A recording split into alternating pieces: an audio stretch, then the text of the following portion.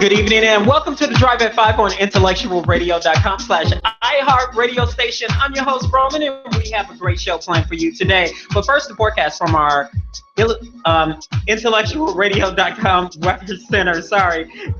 Today, sunny with clouds, showers and thunderstorms around in the afternoon, and tonight, high 75 degrees, showers in the area, also thunderstorms here and there this evening, otherwise partly cloudy, low 61 degrees. Tomorrow, veritable cloudiness with a shower or thunderstorm around, mainly later, high 77 degrees. Tomorrow night, mainly clear, low 61 degrees. The rest of the week forecast looks like this. Wednesday, partly sunny, high 77 degrees. Thursday, a couple of thunderstorms in the area, high 86 degrees. And on Friday, occasional rain and thunderstorms, high 78 degrees. The Drive at 5 is also part of the Monday Night Mogul with One Sister to Another with your girl, Angela Johnson at 4 p.m. Straight No Chaser with your girl, Rio Ray Harris at 6 p.m.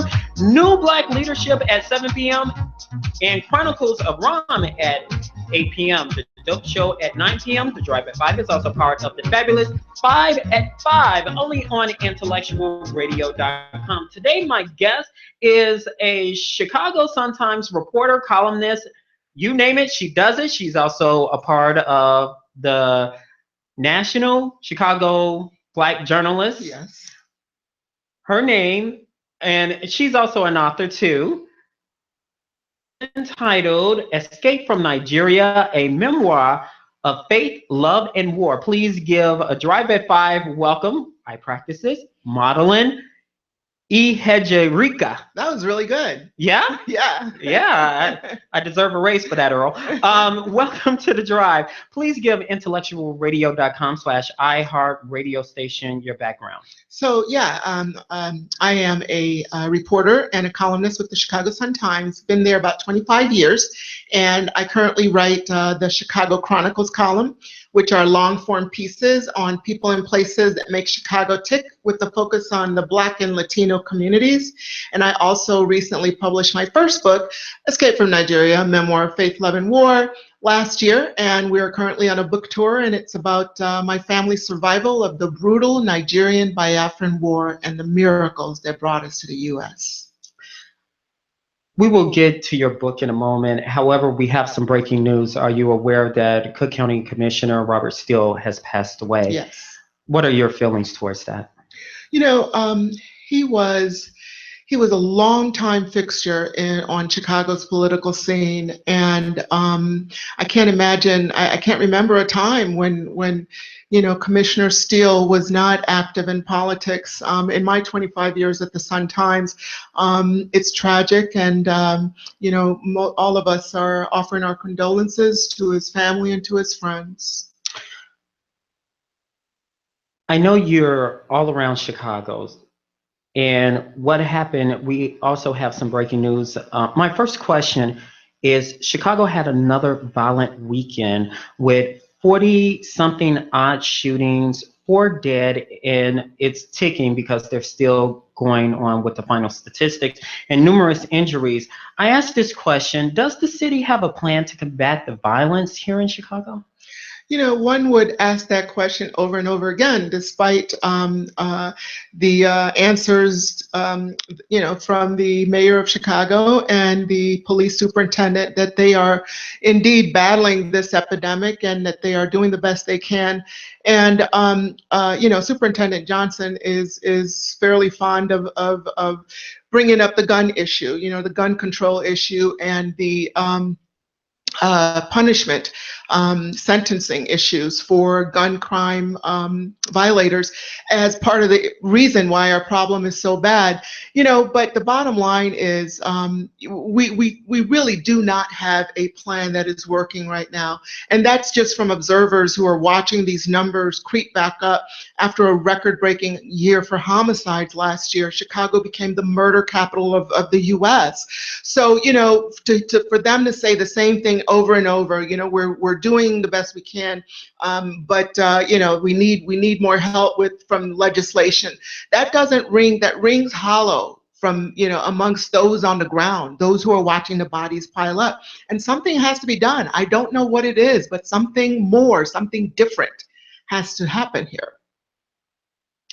Many people, including elected officials, say, where are they getting the guns, these semi-automatic weapons from? Residents, including myself, have said many times that these criminals are getting the weapons from Union Pacific. However, despite CBS2 investigation, WGN investigation, and here on IntellectualRadio.com inquiries, why nothing is being done in order to curb that problem of gang members breaking into these frays, stealing new semi-automatic weapons? This has been a long-standing problem in the Black community, and that is, as these trains are passing through with these guns, they are left insecure, unsecured, and access for some reason is allowed, by these gang factions. We have complained about this issue for decades. This is not new. This is not new. So you're asking me why? I'm not the person to answer that question. The question needs to be put to Union Pacific, legislators, police. I don't have that answer. But all I can tell you is that this issue is not new. It has been ongoing for decades.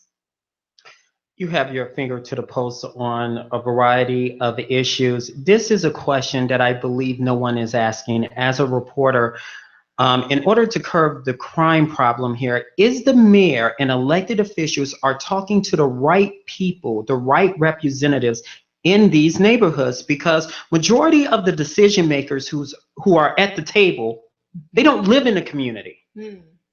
They are pastors that don't live in a community, but they're making key decisions of what the people who live, I think they might need this. I think they might be people.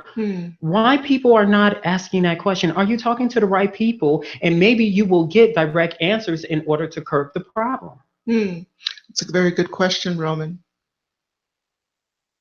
Okay. Okay, I'm sorry for not laughing, but that's a good journalist answer right there.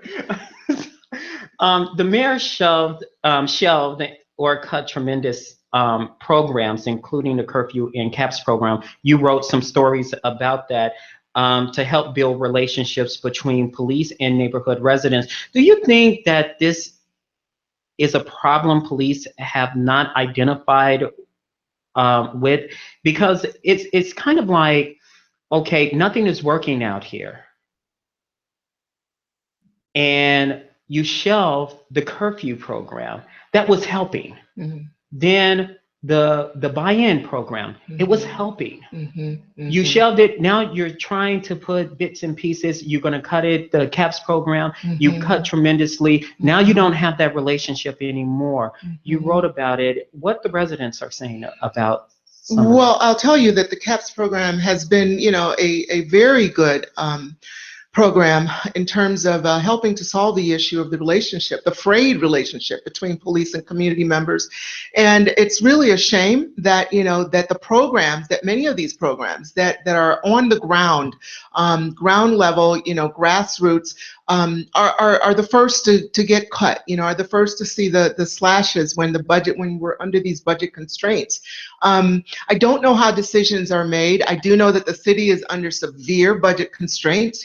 They're still trying to figure out how they're going to pay for the teacher's pension. And, but I think that you are absolutely right. They cannot afford to cut the programs that tap into the very on the ground issues, that deal with the community, that bring the community and the police together, because police can't do it. We cannot police our way out of this crime problem. This is a community problem. This is you and me saying, hey, I know that Pookie down the street is involved in a gang. And I know that Jimbo down the street is involved in a gang. And when I see that, he was out there selling drugs, I'm gonna call police. And when I see that he was the one who shot that kid down the street, I'm gonna call police. So this is a community problem. Police are not going to solve this problem for us. And that's why programs that bring community and police together are so critical. I don't know why they're the first to be cut. I don't know why those programs are being cut, but I think that they definitely deserve a second look. Chicago tonight, and you address several issues regarding the Illinois state budget. Powerball and Mega Millions are threatening to leave Illinois. state lottery system altogether because of the budget stalemate. Why there is no pressure from the Democrats and Republicans to get the budget done? Why is no pressure putting on? They're saying it's the public, but the public is saying get the job done. There's nothing. They're saying so what? There is absolute pressure, Roman. It's coming from almost every sector, as you yourself have just identified. The public is fed up. You know, agencies that serve our most vulnerable Illinois populations, from the poor to the elderly to the, domestic abuse, homeless, every possible issue, that goes to the core of who we are as Americans, and how we support each other, health. All of those programs are dying. They are in desperate straits. They recently filed a lawsuit, trying to get the state to pay them despite the budget crisis, and they lost. The Illinois Appeals Court said no, there has to be a political solution. So the pressure is coming. The media has been sounding the alarm. The public has been sounding the alarm. The issue is that you have two people who are letting their egos stand in the way of a compromise that solves the problems for the state of Illinois and Illinoisans who elected them to go there and do this job. So, when people say, oh, it's Rauner, it's not just Rauner. When people say, oh, it's Madigan, it's not just Madigan, it's the two of them. It's the two of them. Something has to give. Something has to give. I don't know what it is, because yes, the pressure is on, but to this date, it has had no consequence. Back in the 90s, a lot of people have said, wow, this is deja vu again. Why the Black Caucus allowing this to happen? Some people are saying if this was Rod Blagojevich, with the doomsday budget scenario heads would roll. What is the difference between what Governor Runner is doing and what Blagojevich did in the 90s? I don't see the difference, and maybe you can help me with that scenario, because they had this big doomsday budget going on, scaring the daylights out of people during the 90s. If this doesn't get passed, no one could ride the CTA, no one could do this, no one could do that. Why they're not saying that today? Why, if this was Rod Blagojevich, why they're not doing that to Run? They are. In what way we're not hearing it? The messages are out there. I get press releases, emails, and phone calls every day from advocates for all of those vulnerable populations that I just mentioned. I get emails and phone calls and press releases, and they are constantly beating the drum saying, we need funding. We just laid off X number of people. If we don't get funding, we are going to cut these programs. These people who depend on this food pantry will no longer be able to eat. These elderly who depend on this will no longer be able to access this. They are sounding the drum. The question, Roman, is why it has not made a difference. Why are we 3 years into a budget stalemate? That's the question. But the question is being asked at the wrong person. The right to ask those questions of is Governor Rauner and House Speaker Madigan. So why those questions are not being raised? That's the other question. They're being raised. That's what I'm telling you. They're just avoiding it. I'm telling you that it's making no difference. The questions are raised every day, but we are 3 years into a budget impasse, so clearly nothing is working. No matter how much we say, Governor Rauner, Mike Madigan, you have made our state a laughing stock. People are losing their jobs. People are not able to eat. People are not able to access childcare. All of the programs are decimated. It hasn't made a difference, Roman. On that note, we're going to discuss your book. So let's discuss your book, Escape from Nigeria. Give IntellectualRadio.com/iHeartRadio a brief synopsis of your book. Sure. So Escape from Nigeria, a memoir of faith, love, and war, is a tale told from my mother's perspective. And it's about how my mother was at home with 6 small children when my father went to go study at the University of Sierra Leone. And when I say at home, I mean in Nigeria. And he left to go study at the University of Sierra Leone shortly before the Nigerian Biafran War broke out. Many of us will remember the images that were beamed across the globe into people's living rooms of starving women and children, emaciated with distended bellies, suffering from a condition called kwashiorkor, where the body turns on itself until the person is no more than skin and bones. So those images were beamed across the world in 1967, between 1967 and 1970, when the war broke out. The Biafran War was the 5th worst genocide of the 20th century. Some 2 million Igbos, my tribe, died of massacres and starvation. When the war broke out, Mom was left there, and there was no way anyone could re-enter the country or exit the country. For 2.5 years, neither my mother nor my father knew if the other were alive or dead. Mom did everything, withstood the unimaginable to keep 6 small children alive. And it would take many miracles from a nun, a missionary nun who would smuggle a letter out of the country through 2 European countries into Sierra Leone to try to reach my father at the university where he was studying, only to find that he had left because when he could not return back to Nigeria, he accepted a scholarship to go study at Northwestern University in Evanston, Illinois. That letter would travel halfway around the world to reach my father in Evanston, where his instructor, his mentor, and 4 other couples would join together in the most heroic feat to find and locate my family in the midst of a raging war, and then raise monies amongst their churches. It would take synagogues, Presbyterian churches, Catholic churches, all on the North Shore, to raise monies to bring and effect our escape. We arrived here on June 9, 1969 as refugees with the clothes on our backs. And 50 years later, I am so proud and so happy to finally be able to tell this story of the most heroic woman that I know, my mother. What motivated you to write this book? Well, this is a story that I grew up with. You can imagine when you owe your very breath, the life that you live today, to miracles, to people who selflessly decided that they had to do something to make a difference. So many of us, we sit back and we say, oh, the problems of the world are just too great. How can I, as one person, make a difference? And so we do nothing. We feel impotent. But the problem is that, one person can make a difference. And these 10 individuals, they rallied together and they saved my family's life. I owe my life to them. Secondly, but firstly, I owe my life to God.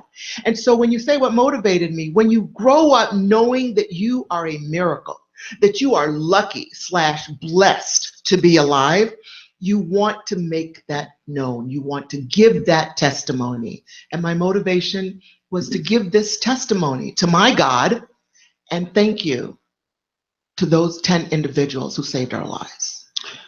There were 2 incidents you wrote in the book regarding your near-death experience. One with your children and a bomb that's nearby that detonated in front of you. What saved you was a water hole. Yeah. To let you know I read it. And the other you were hiding in the fields. Mm-hmm. Please elaborate on that for us.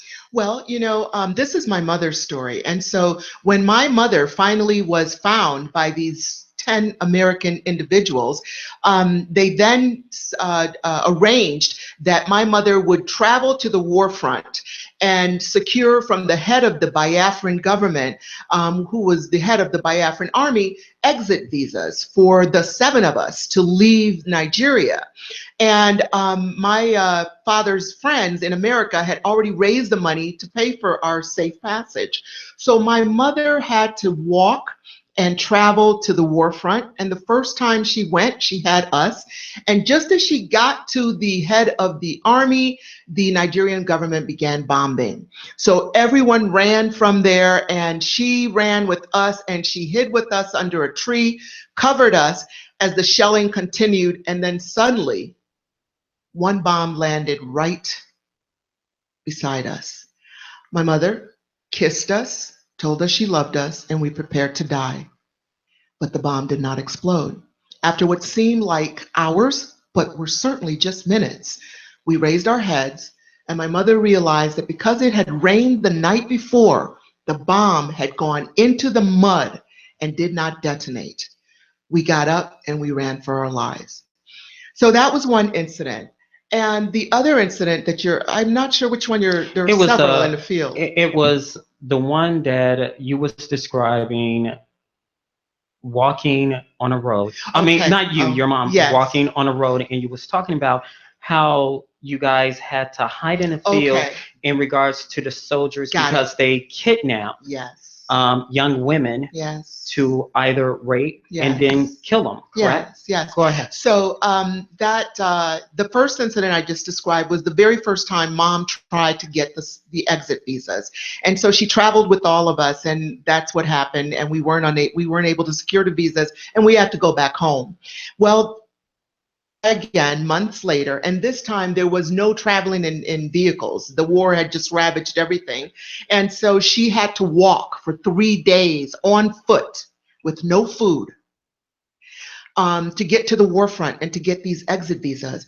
And so while she was walking for 3 days, she knew that whenever she saw soldiers on the road, she had to duck and hide in the fields, in the forest, because the soldiers were known to grab women off the road and take them back to their camp and rape them and whatever else. And so, these are the things that happen in war. War is hell. And everything that you've heard of war is what my mother withstood. And so, she was able to, ducking and hiding and traveling at night, make it 3 days without food to the war front, and finally to secure those exit visas. You paint a vivid picture in your book about Nigeria and its conditions, the scenery. Can you describe to us the scenery and the conditions? Well, Nigeria is certainly a developing country. Like any developing country, it is mired in poverty. It is mired in undeveloped landscape, poor infrastructure. And so it's struggling. It's struggling. You have a system where you have the rich and you have the poor. There is very little, if any, middle class. And you also have a country, like so many developing countries, where the leaders have plundered the country's wealth. Nigeria is rich in oil, and it should not be in the state that it is. But because of years and decades of plundering the country's wealth, the leadership, they have not cared about the people. And so the country remains mired in third world poverty. However, Nigeria is a beautiful country. It's lush and it's green, and there's water, there's ocean, and some parts of Nigeria, you would think that you were right here in Chicago. Lagos, one of our most populous countries and the nation's capital. You think you were in New York. It's just as developed as New York. So it's an interesting place, full of contrast and just the dichotomy of the beauty and yet the poverty. What is the misconception you hear about Nigeria? Well, I think that so many of us here in the States, when I speak to fellow African Americans, they don't have any concept of what African countries look like, or the other thing is there seems to be this misconception that Africa is a continent. And every country in Africa is different. They all have their own characteristic, just as every state in the United States of America has its own characteristic. Just as Mexico is as different from the US as the US is as different from Canada. So every country is different. And I think the biggest misconception is they paint Africa with one paintbrush when it is so many different countries.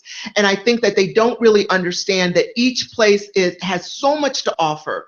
and that what they see, what is portrayed mostly, the poverty, the issues, the infrastructure that is lacking, the common amenities like sewage and running water, that is, an issue and fleeting. That is all that Africa is, that is all that Nigeria is. And it is not. It is all of the countries in Africa are countries where people are just like you and me, I tell them, and they are struggling to make a living. And guess what? They love, they love life, and there's so much happiness. So I think there's a misconception that because of what they see, because of the poverty and the lack of infrastructure and basic amenities such that we take for granted here in the U.S., that it's a hard place or horrible place to be or to live. But no, it's not. And I would encourage Americans to visit for themselves. There's a sense that you will never get visiting anywhere else when you land on African soil. It's a spiritual connection that immediately you will feel you are home. You mentioned your tribe. Can you describe your tribe for us, if you can? Well, I mean, we are the Igbo tribe, and there are many different tribes in Nigeria, predominantly the Hausas, the Yorubas, and the Igbos. And unfortunately, like so many other countries in Africa, we are afflicted by tribal conflict. And it's the horrible nature of civil war, throughout the decades in so many countries in Africa, where there has been tribal strife that has led to countries decimated by infighting, by tribal infighting. And so, yes, so my tribe was the Igbos, and in the Biafran War was the other tribes versus the Igbos. And I don't know how to describe it. I mean, we're Igbos. We are mostly Christian. We're mostly Christian, whereas I would say some other tribes are more Muslim, but there are many different religions. Tell people on IntellectualRadio.com/iHeartRadio station where they can get your book. And I know you have another book coming, so describe that as well. I will just stick with this first book. I think every journalist has a few books in them. We always say we have one book in us that is just crying to come out. And I think I've gotten that one done with this book, Escape from Nigeria, a memoir of faith, love, and war. I invite all of your listeners to pick up a copy at www.voiceofawoman.info. Once again, that's voiceofawoman.info. And I think that they will really enjoy this book. The reviews have been amazing. The book tour has been amazing. People are very touched because it is at its very heart a testimony. And it takes it to a different level. It's not just a book. It's a thank you but for the grace of God, I would not be sitting here with Roman Morrow. Oh, got me all blushy. And if somebody has a story, you do cultural stuff like that, go ahead and let them get it. Sure, we're always interested in news tips, and certainly I am. And again, my column at the Chicago Sun-Times is the Chicago Chronicles column, and I do a lot of profiles of people and places in our community, particularly the Black community. And so anyone who has a news tip or a profile to pitch me, please email me at the Sun-Times, and that is Ihejirika@suntimes.com. Mihejirika@suntimes.com. See, it wasn't that bad, was Not it? at all. See, you'll come back, right? Of course. I'd leave 2 hours anyway. Next time. All right, don't be a stranger to the drive at 5. That's going to do it for us on this Monday evening, of course. Thanks to Earl Winfrey, our executive producer, Wanda, who is behind the scenes, and Rhea Ray Harris, who's live in the flesh with Straight No Chasers coming up next. See you next week.